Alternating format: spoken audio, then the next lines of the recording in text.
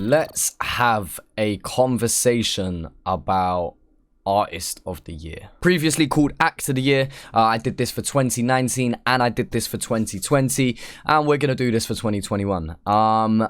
As always, this video is a pain in the ass to make because the list kind of changes, and I want to just have a very brief discussion about that. I know I say this a lot, but I genuinely mean it.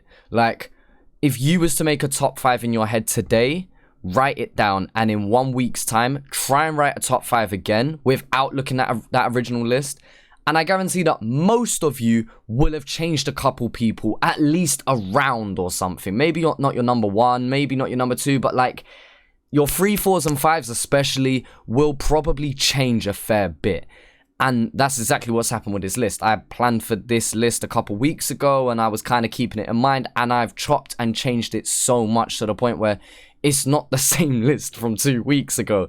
1 or 2 people have maybe dropped something or featured, or I've maybe learned something about what they've done this year in the last couple weeks, and maybe that's swayed it a bit. But for the most part, it just depends on how we're feeling on the day. So this gives you a rough idea of who I've been thinking about and who I've been talking about. But yeah, I can't over explain it either. I need to just give you the list and give you the reasons why they're at least in this conversation for me. And with that in mind, I've just changed my number 5 on the spot, and I think I'm confident on the reason why. Again, probably check it in an hour's time or whilst editing this video and think, no, I disagree. But I'm going to change my number 5 out, and I'm going to put Knox in there. The reason I'm going to put Knox in there is because of the incredible amount of growth I feel like he's had this year. Knox is extremely talented, and I feel like more and more people are getting to understand him, getting to know him, just find out about him in the first place. And I feel like the amount of growth he's had has been incredibly healthy for him. In terms of he's not blown up overnight. He's, you know, slowly working his way up the ranks. And to be fair, if you know about him, you've got to rate him pretty high up there. Like, when we're talking about these type of artists that hold their weight in gold per how many words they've said in their catalogue, he's got some of the most expensive fucking words there are. Meaning that there are artists that are at the respect level that Knox has, but may have been about for longer, or may have been doing this for longer. Knox has been doing this a set amount of time and is already at that level. Do you get what I'm saying? He's almost fast-tracked himself to that point. But again, not through a way of just blowing up overnight. He's steadily building a community, steadily building a fan base, and I think he's very respected, and I think he is still underappreciated in a lot of ways. What I want to see from Knox next year, though, is a project or an EP of some sort. That is what I'm waiting for, is a project from Knox. But other than that, the features that we've heard, the solo tracks that we've heard from him, yeah, I've been really impressed. Number 4 on our list is Nerve, someone who paired with Knox, actually, for the Walk and Talk Part 4. It's undeniable the amount of love I have shown for Nerve this year. You know, he's managed to do the Tall Poppy Season EP. He's continued to just consistently pump out content, whether that be through TikTok, whether that be through features, whether that be through producing, whether that just being him. Like, Nerve doing Nerve things. We've made this saying, and it just applies to him so well, because the brother is not trying to be anyone else. He is just being him. And through that, again, is another artist who's managed to grow a fair bit from my understanding. Like, I follow a decent portion of people on Instagram, like, throughout the scene. And when Nerve does something, a lot of them share it. So I know that a lot of people respect him. I know a lot of people talk highly about him. I have conversations with people. And if we get to the discussion of Nerve, you can see the level of respect that they want to give this Don, even just talking about him. So Nerve is very respected, and rightly so in my opinion, and I'm glad he's getting his flowers, because I've been repping Nerve for a minute now, since I first discovered him. But I think he's really coming into his own this year, and I hope he continues to do that next year. Tall Poppy Season drop into a reasonable amount of success. Noah Network as a brand just growing and just seems to be flourishing, to my understanding. Just everything about what Nerve is doing is great, and I'm glad he's able to really put his name out there and really contribute and really start to collab with other people as well, because I know Nerve ain't the kind of guy who's just going to collab with anyone. He's probably quite picky about it. I understand he's quite an OCD perfectionist type character, so for him to be able to open up and do that with other people, and then to also deliver on that shows that he's a professional to work with. So yeah, nothing but love for Nerve, man, and I'm glad that he's getting his flowers, and I think it's rightly so. I think it's right to put him in this list for everything he done for the earlier portion and the middle portion of this year. Number 3, I'm gonna have Chill in it. Chill has had a roller coaster of a year through personal life, through situations, through music and everything going on, and the brother still continues to smile at the end of it. You know what I mean? The amount of branding he has done for himself, the amount he has continued to grow as a brand, not just as an artist, but as a brand. Everything he brings to the table with the whole 420 family thing is incredible. To be able to work with some of the most talented people in the game and then deliver alongside those people. A very, very highly anticipated album in Family Ties, and to my opinion, delivering on that. Every single that he dropped got the attention it deserved, you know, really putting out numbers that only a handful of people are really doing in Australia. And for that, I think he's planned. I believe he's executed. And I think he's done exactly what he said he was going to do. And that ain't as easy as you think. You may think like, rah, what? He's in your top 5 list for doing what he said he was going to do. Well, yeah, because a lot of people say a lot of shit. And my man actually come true on that. So that's my opinion. Chill's fluctuated in my list a little bit, but I think 3rd is where I'm just going to settle for him for now. Number 2 is arguably my hottest take. And let me explain myself. Posse Shot. Now, not everyone knows Posse Shot. Hell, I only discovered him at the back end of last year, if I remember correctly. But what these two brothers have done is insane this year. Not only dropping to a lot of people acclaimed Project of the Year, which is a video we're going to be doing in the next couple of days. So we'll talk about that separately. But to be able to confidently say they've dropped one of the best projects of the year. Considering being one of the smaller acts out of the ones who have dropped big albums, first off, attests to their talent. Secondly, similar to the Nerve thing of there are so many different artists throughout this entire scene that really respect Posse Shot. And I think the main reason for that is them just being authentically themselves. Again, that goes hand in hand with Nerve in a lot of ways. You know, they're just Posse Shot doing Posse Shot things. You know, to be able to, for Carney to produce 90 to 95% of the work that they do, and then for Muscles to just be the perfect contrast rapping alongside Carney, it just, what they're doing is just touching gold right now. They have the Midas touch this year. Because on top of their PS3 album, we also have to mention their City Loop collaboration project, which lots of people have really enjoyed in the back end of this year. And I think is an underrated piece of work. I think, 1, it showcases Melbourne talent. I believe 2, it adds to Australian culture. And 3, it's a reminder of where hip-hop originally stems from with that new school polish to it. And just with all of that, they're putting on some of the best artists in the scene. They're putting on themselves. Like, they have just continued. And I feel like they've grown. I feel like the fact that they've able to grab the attention of international people like myself, to be able to spread countrywide and not only be known in Melbourne. Like, I understand people may have known about them before, but is it just me, or does it feel like they have skyrocketed themselves? Again, they're not going to draw the most numbers. Out of the 5 people, when you see the end of this list, they are probably the smallest act. But, again, 2 of the most highly respected people I know in Australia, full stop. Only criticism is I want to see them do more of their vlogs, because they were out here doing vlogs and I quite enjoyed them. But other than that, shout out Posse Shot each and every time. And number 1 on my list is going to be Lissy. Now, I didn't expect to be saying Lissy as number 1. I'll be honest with you. Going into this list, I've put his name down straight away as like a mention, and when I'm like writing out all the names that come to mind and then going through like the catalogue and everything, and I've put his name down and I'm organising people, and then I've got Lissy and I'm like, okay, compared to this artist, growth, talent, success. Let's just use those 3 as a criteria, right? He's above that person, he's above that person, he's above that, he's above that. They're not above him. They're not above him. And I find myself just really, when you lay it all out, I think the brothers had the best year. Now, let me make this very clear. Artist of the Year means who I think has had the best 2021. That doesn't necessarily mean they're my all top time favourite. okay? Lizzy is not my favorite artist of all time. But has he had the best year of 2021 in my opinion? 10 million %. First off, dropping the Perspective EP or LP, which to no surprise is going to be in my EP conversation of the year, alright? Then secondly, for him to do everything he's done and continue to only one-up himself each time. How is the brother being one of the most successful dons in Australia at the start of the year and then continue to massively grow as an artist and then end the year still up there?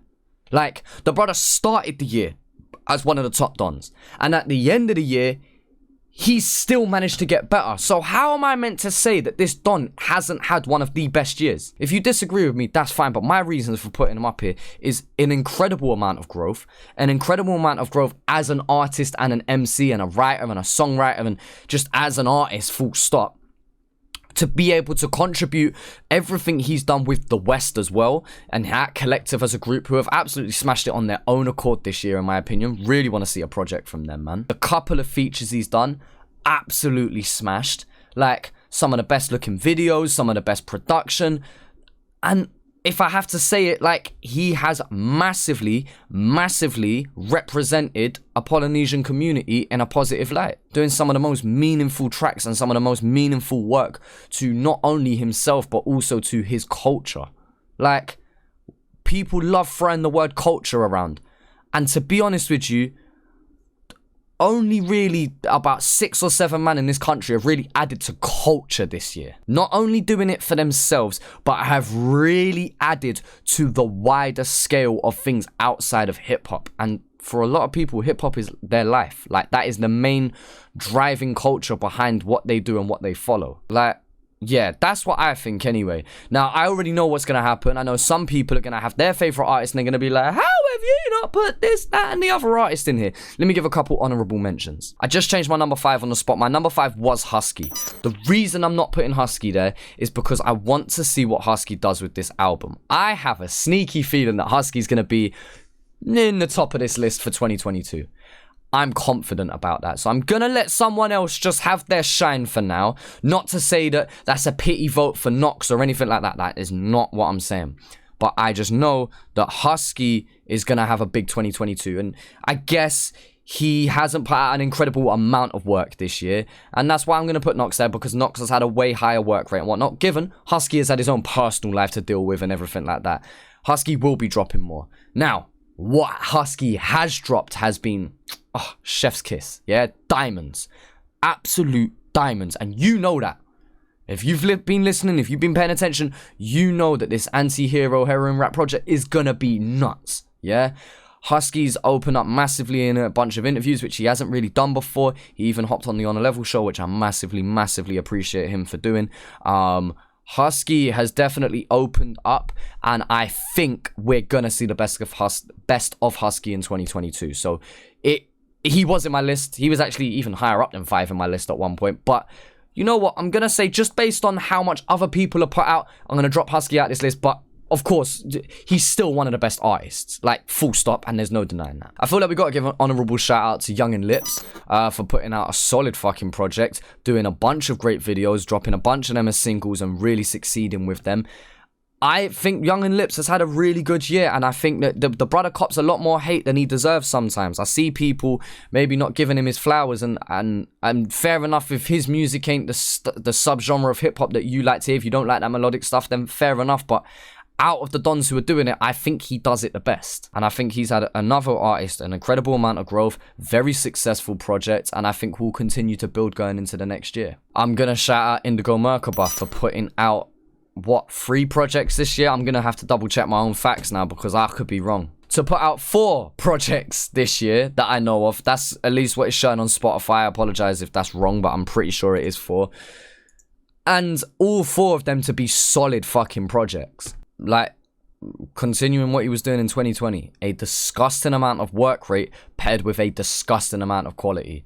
And another brother who has, again, continued to grow and has started to collab more with other people. And I just think that I don't see anyone hungrier than him in the game right now. I want to give an honorable shout out to Wombat. Another one similar to Husky. He's just put out his Chainsaw Man EP. We reacted to that earlier today at the time of recording this, actually.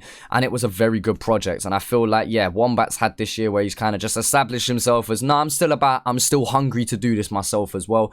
Rumored that Indigo Mechabah and Wombat are going to have a joint collaboration project with each other. That's going to be very exciting if they pull through on that. Wombat claiming that he's going to drop up to 3 projects in the next year. So again, another one similar to Husky where I say, next year, I think we're going to be talking about him in and amongst that top 5, hopefully, depending on whether he can deliver on his word or not. But yeah, Wombat's like a one to watch almost, which we're going to be doing a video about in a couple of days' time as well. But yeah, Wombat, I have to give a shout out to him because I feel like he's also built his image up at the very, very back end of this year. And the last honourable shout out I'm going to do is a bit of a curveball one, but it's going to be 360. And that's mainly because of the rapper tag thing. Rapper tag has carried Australian music, especially through the lockdown period where a lot of signed label artists couldn't really drop because labels weren't allowing them to, weren't allowed to film videos and this, that and the other. And during that time, music was running a little bit dry, I can't lie.